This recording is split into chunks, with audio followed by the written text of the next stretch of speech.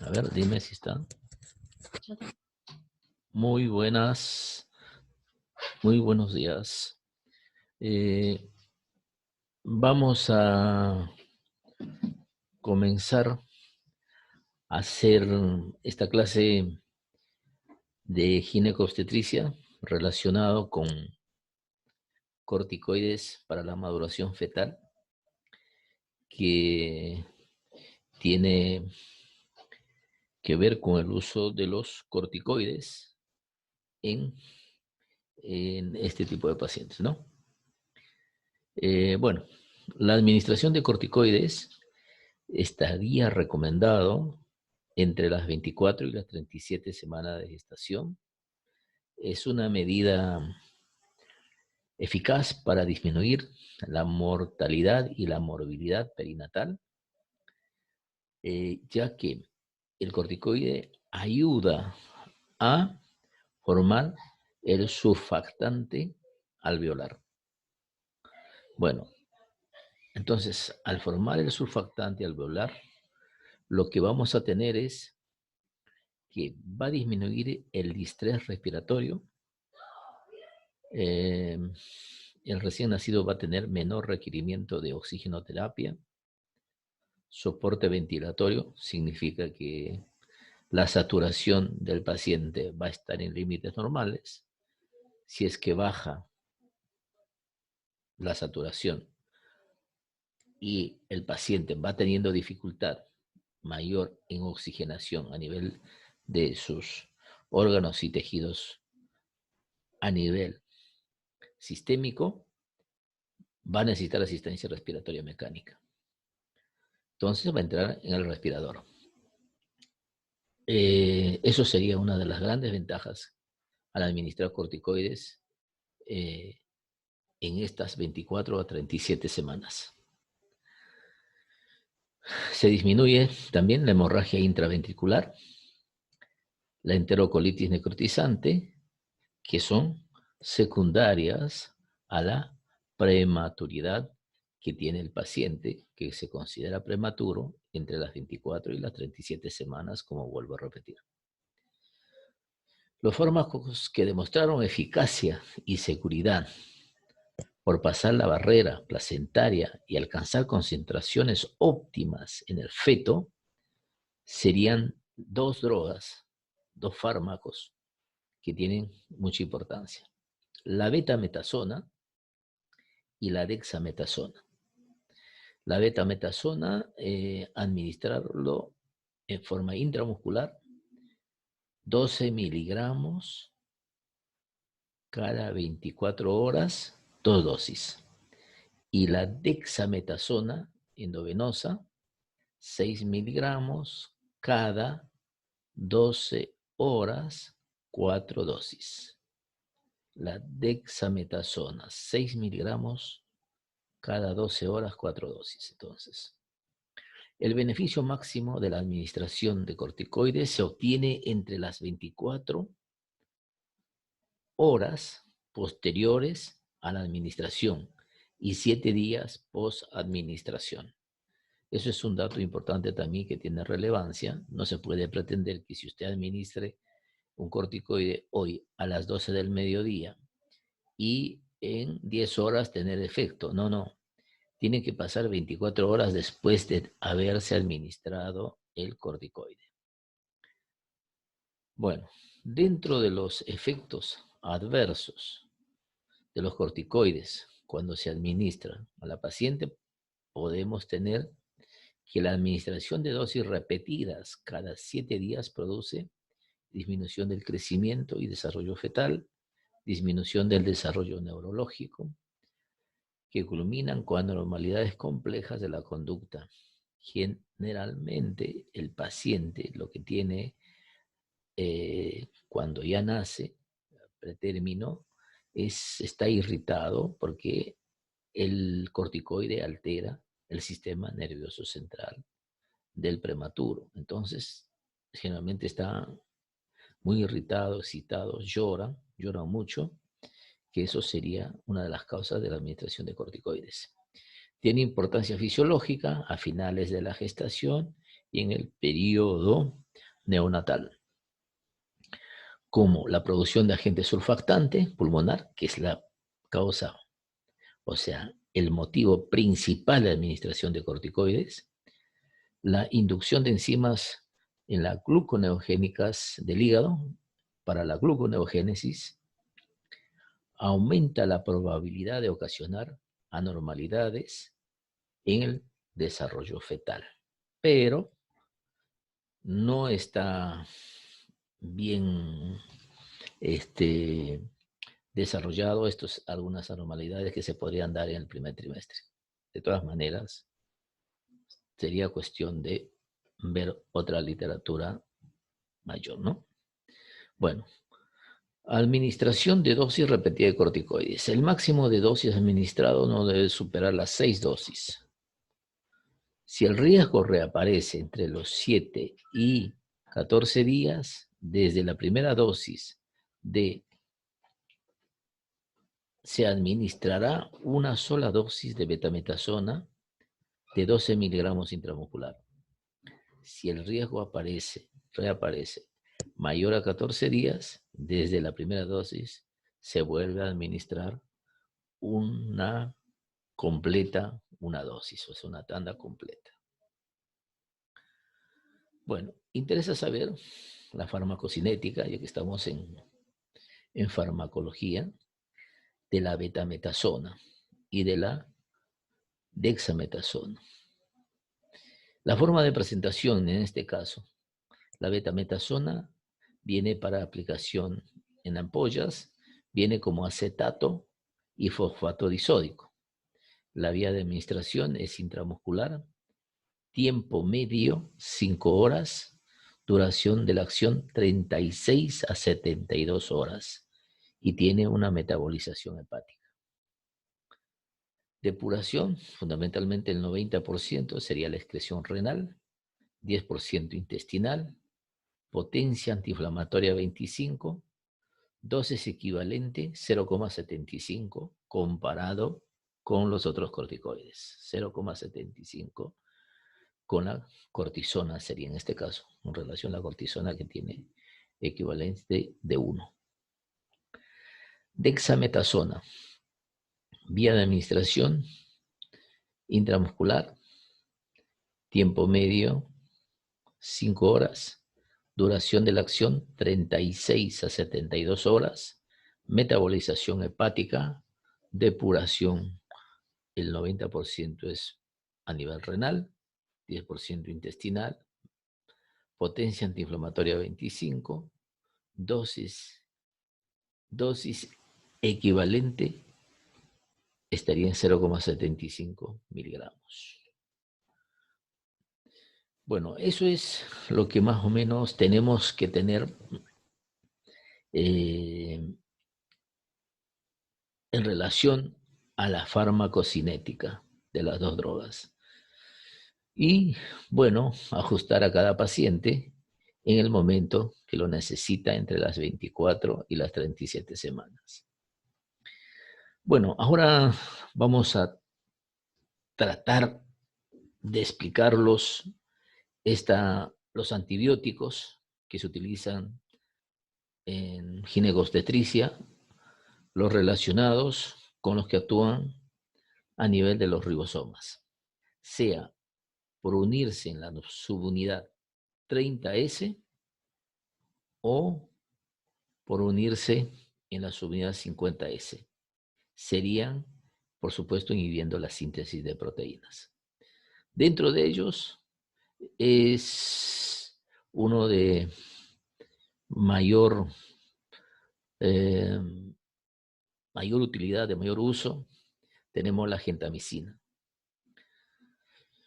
La gentamicina está dentro de los macrólidos, grupo de los macrólidos, comparten con otros antibióticos más, dentro de ellos amicacina, atrobamicina, metilmicina, streptomicina, que comparten el grupo de los macrólidos. Mecanismo de acción de la gentamicina.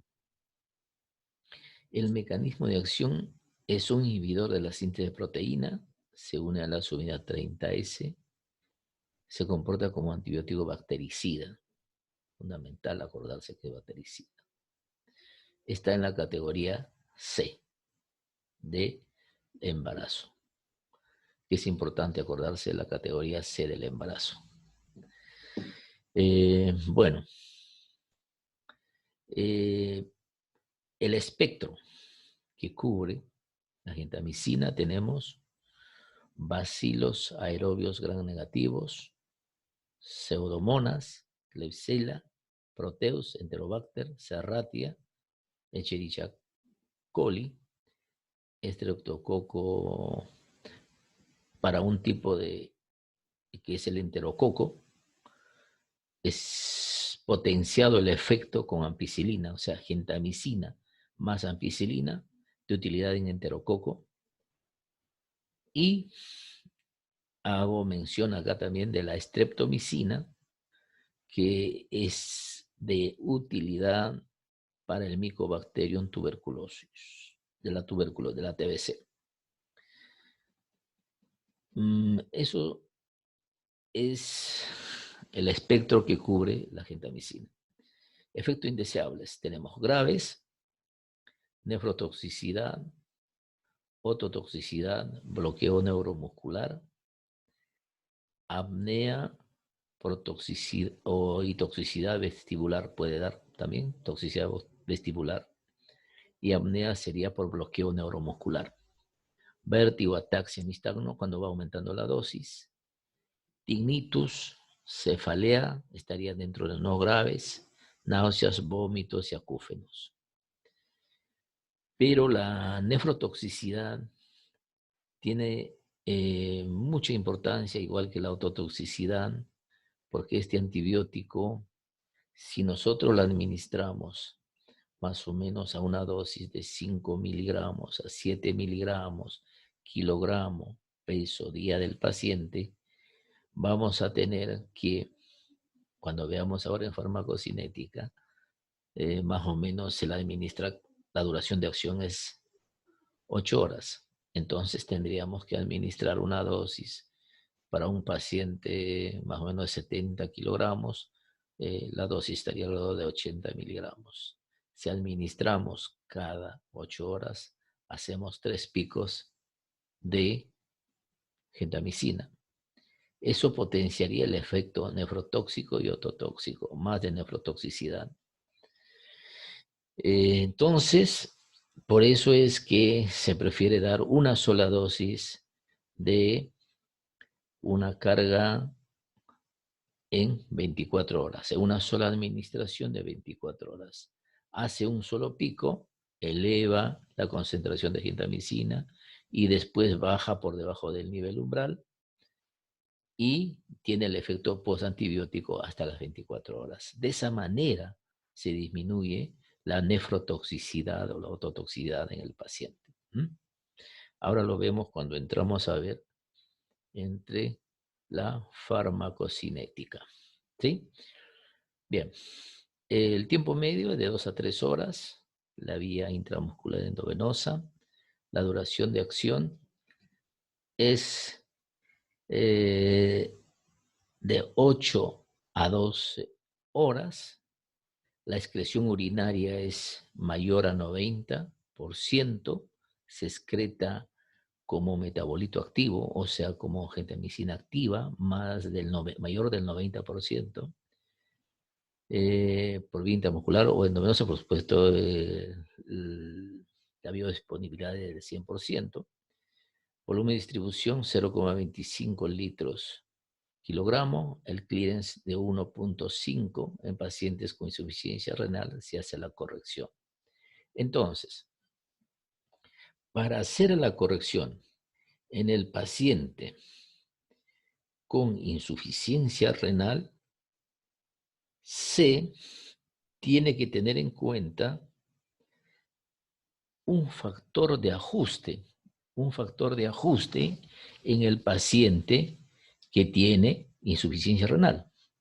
Entonces, para hacer ese factor de ajuste, es la fracción de la dosis que hay que administrar teniendo en cuenta el clearance de creatinina y la fracción excretada por orina sin metabolizar.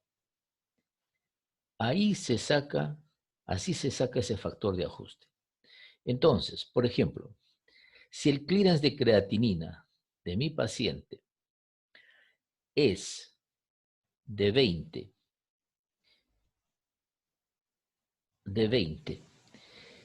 el clearance, y la fracción de la droga sin metabolizar en el paciente normal, en este caso la gentamicina, es de mayor de 90, ahí hay un factor de corrección que me indica el número de veces, en este caso, que hay que disminuir la dosis en el paciente.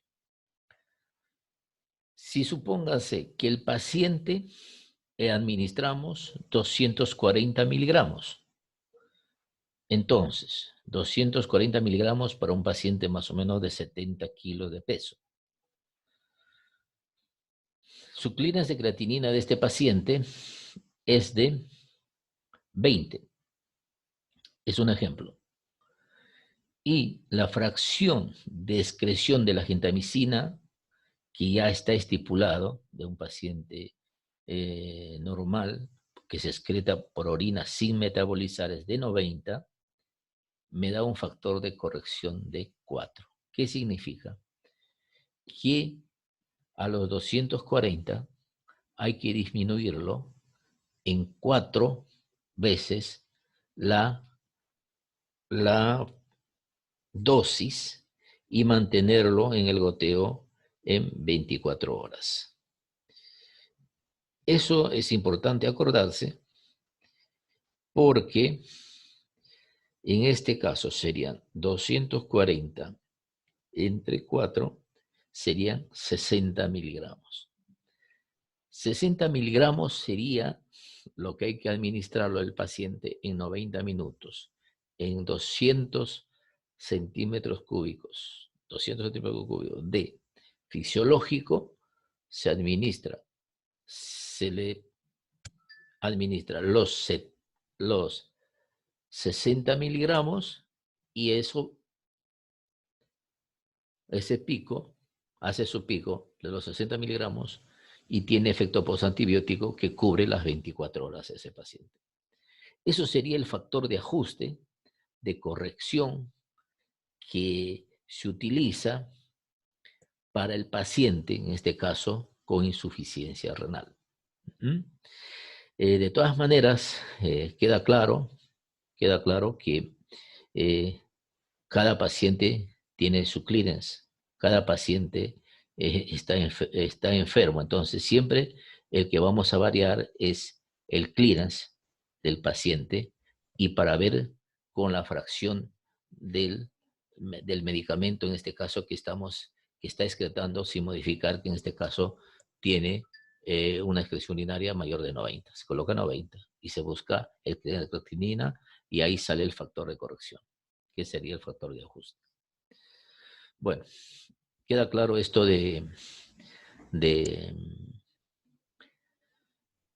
ajuste de dosis en el paciente con insuficiencia renal. La forma farmacéutica de presentación viene en ampollas de 20 miligramos, ampollas de 40 miligramos, ampollas de 60 miligramos, ampollas de 80 miligramos y la ampolla de 240 miligramos que nos sirve para que administremos durante 24 horas, o sea, una sola dosis, y sobre el que se trabaja para disminuir la dosis teniendo en cuenta esta regla que recién les aclaré. ¿Sí? Viene en crema de 15 gramos. Dentro de las interacciones tenemos interacciones a nivel con la anfotericina B, ciclosporina, cisplatino, vancomicina, puede potenciar la nefrotoxicidad de los aminoglucósidos, furosemida, bumetamida, puede potenciar la toxicidad de los aminoglucósidos. Bueno, bloqueantes neuromusculares, por ejemplo el curare, uno no puede administrar curare y administrarlo gentamicina. El curare que se utiliza para hacer la relajación muscular o otro relajante muscular, ¿sí? Que me va a potenciar y lo que me va a producir, o el paciente que tiene miastenia gravis, no se lo puede administrar esta gentamicina a esos pacientes que tienen problemas a nivel de la placa neuromuscular, porque me va a hacer el paciente apnea, va a ser el paciente se me va a complicar, va a bajar la saturación y va a ser necesario administrar el oxígeno. Si no satura bien, hay necesidad de asistencia respiratoria mecánica. Bueno, eso sería lo importante tener en cuenta en este tipo de pacientes. La indometacina, riesgo de toxicidad de neonatos, potencia el efecto de anticoagulantes orales a reducir la flora bacteriana intestinal productora de vitamina K. Dentro de los usos terapéuticos tenemos uso profiláctico de aminoglucósido, tenemos en combinación con clindamicina o vancomicina en procedimientos ginecológicos, claro, para evitar infecciones por gram negativos y asocio con clindamicina para anaerobios, ¿sí? Y en pacientes que sean alérgicos a beta-lactámicos también se puede utilizar esta combinación. Infecciones urinarias por gram negativos, multiresistentes. EPIA, donde haya gérmenes gram negativos, y sepsis, sea de ginecológico, obstétrico o sepsis post cirugía a veces o post cesárea, donde haya generalmente hay gram negativos, es la droga de elección, la gentamicina. Bueno, vamos a ver otro antibiótico, también que está relacionado con los ribosomas. Tenemos la doxiciclina.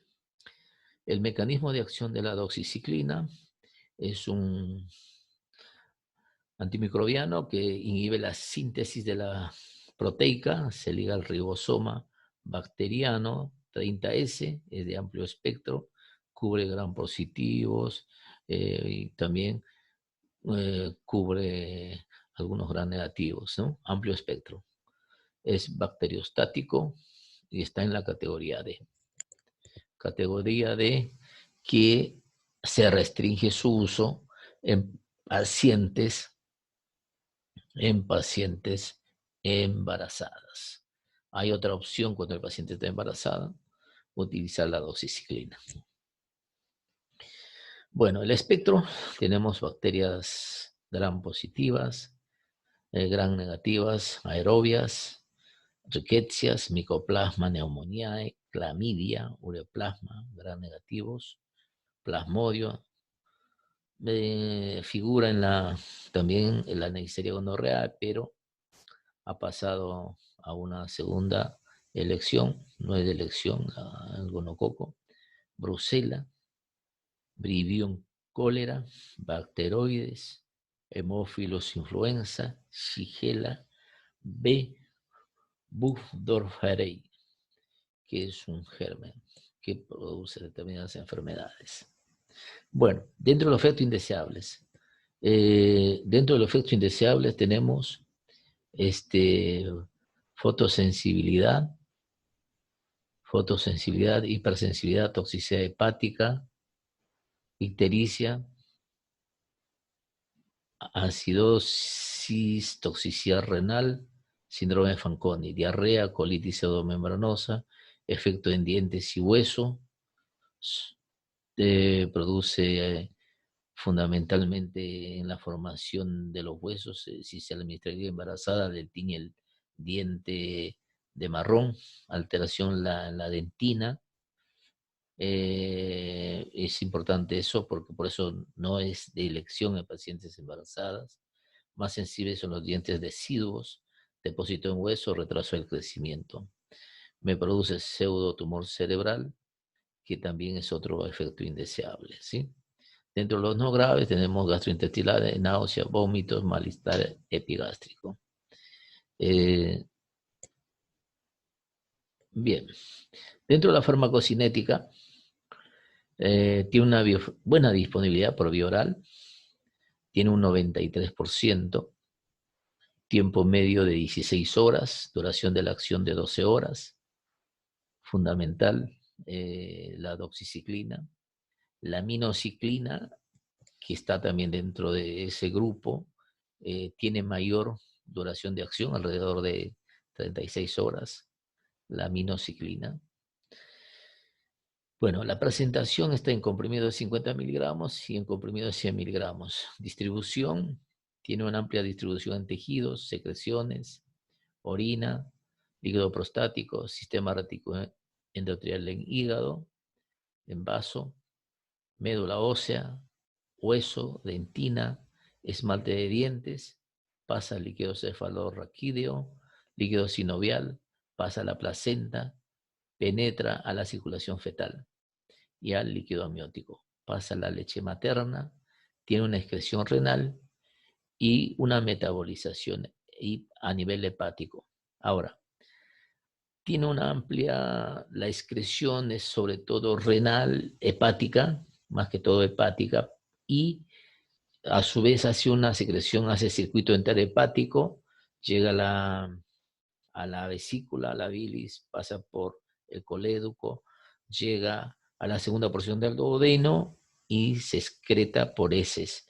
Se encuentra concentraciones de doxiciclina en heces que hace demostrar que hace el circuito enterhepático como droga activa. Circuito enterhepático es importante acordarse.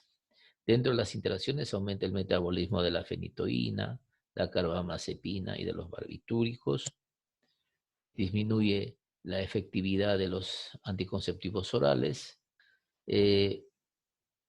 usos terapéuticos aprobados, tenemos en EPIA, endometritis, salpingitis, parametritis causada por clamidia trachomatis, tercera elección en sífilis, alérgicos a beta-lactámicos, toxiciclina, uso en infecciones extrarrenales en pacientes con disfunción renal, ¿está? Que es lo que tiene dentro de los usos terapéuticos. La claritromicina está dentro del grupo de los macrólidos, también actúa sobre los ribosomas, es bacteriostático, inhibe la síntesis de proteínas por unirse reversiblemente a la subunidad 50S, está en categoría C del embarazo.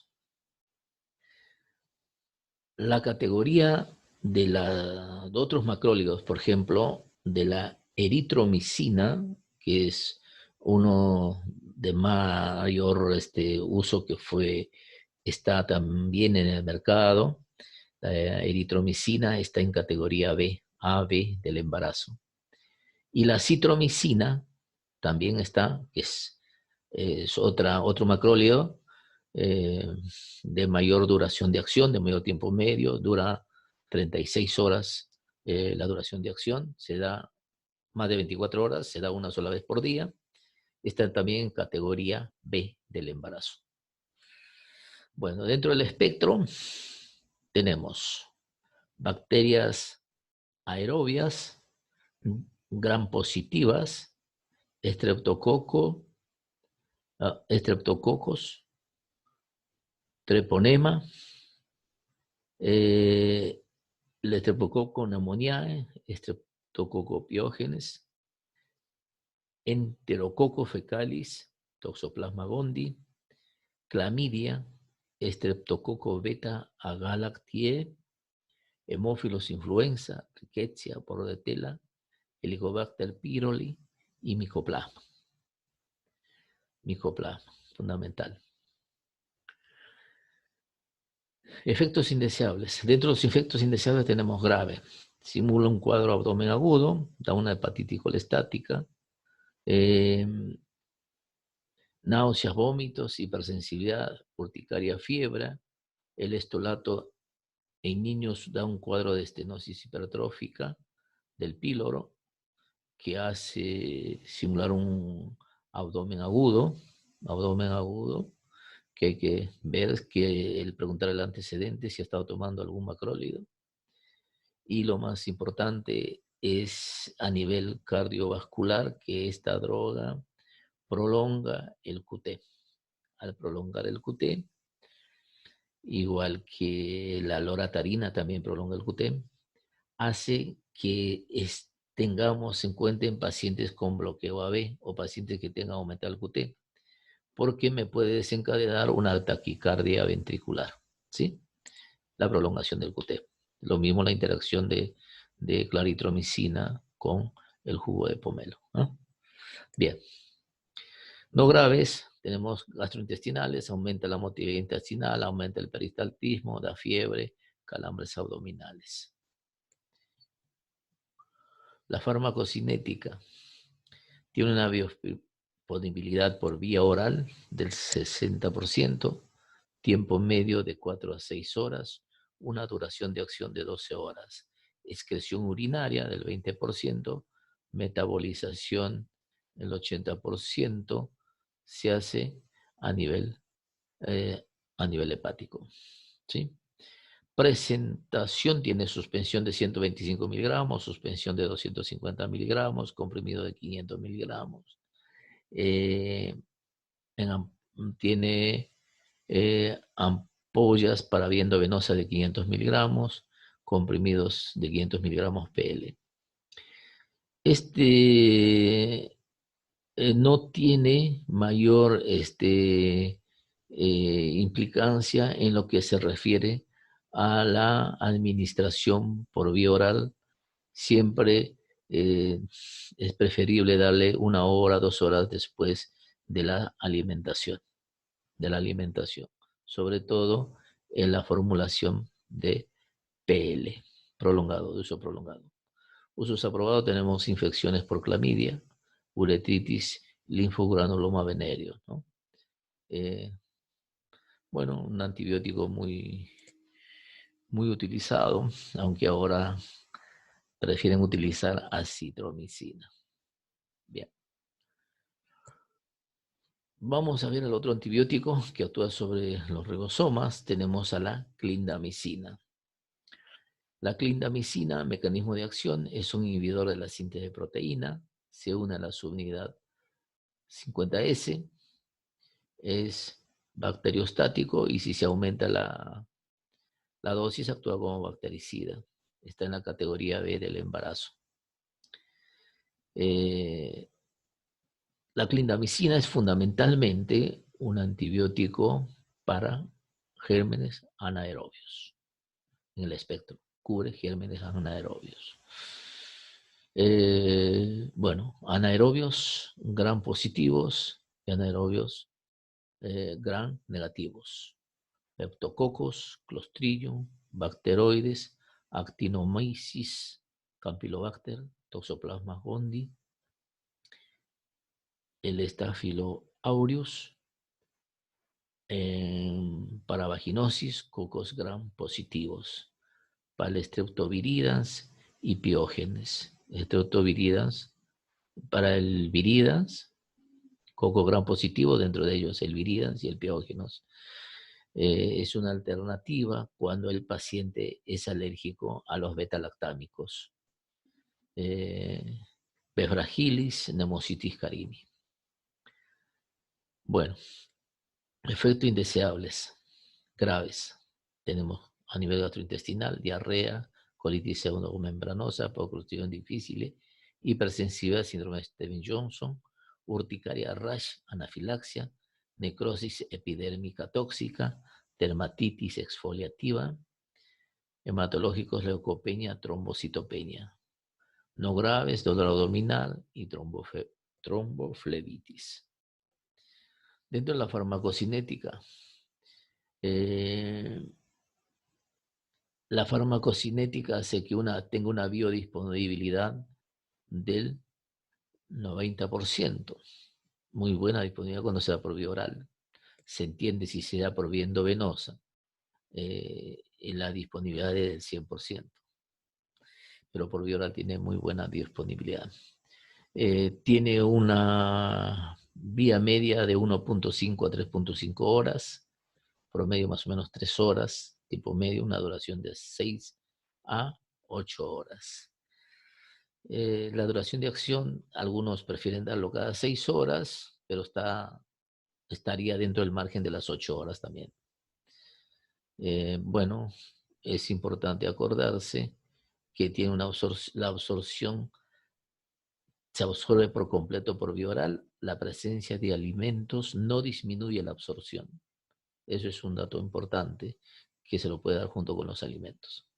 Excreción urinaria tenía al 10 al 15% y la metabolización hepática es del 80%.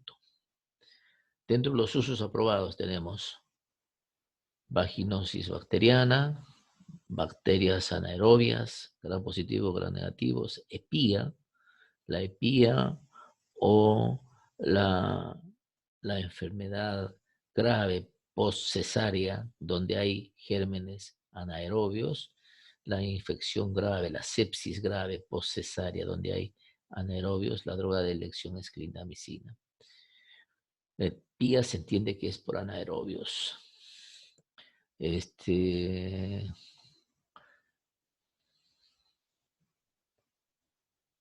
Gracias por ver la presentación. Estamos en la cátedra de farmacología para hacer cualquier aclaración.